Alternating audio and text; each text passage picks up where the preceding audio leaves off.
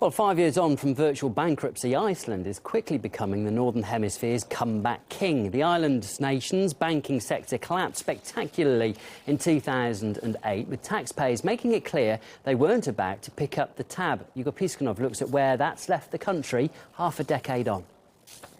Though not a member of the Eurozone or the European Union for years, Iceland was considered the most effective neoliberal free market economy in Europe. That was until its bankruptcy in 2008.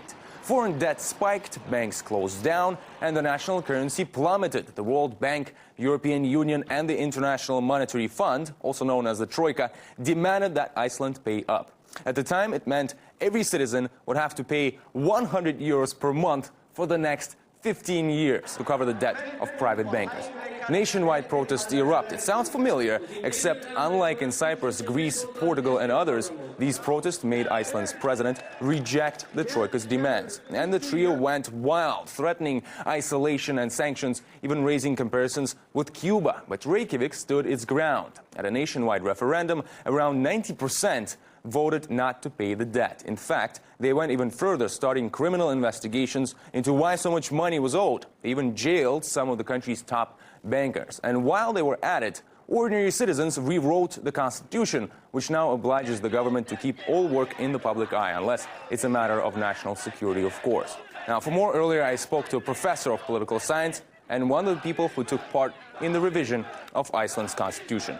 The European Union was insisting that the Icelandic state, the Icelandic taxpayers, were responsible for the debts of private banks. In the end, the case went to an international court. Now, the EFTA court found that Iceland was in the right, that Iceland was not responsible for these payments, and thus refused the claims of the Dutch and the Brits, which they had initially forced. About the current relations between Iceland and the rest of Europe, are you guys still friends?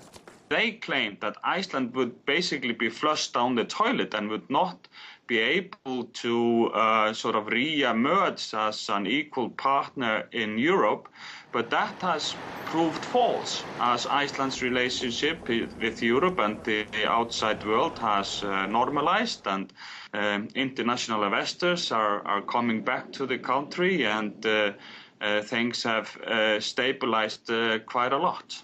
The only thing to add here is, sure, there's lots of information on this story in blogs and social networks, but you won't find it in mainstream media. Why? Perhaps to avoid giving ideas to anyone else under pressure.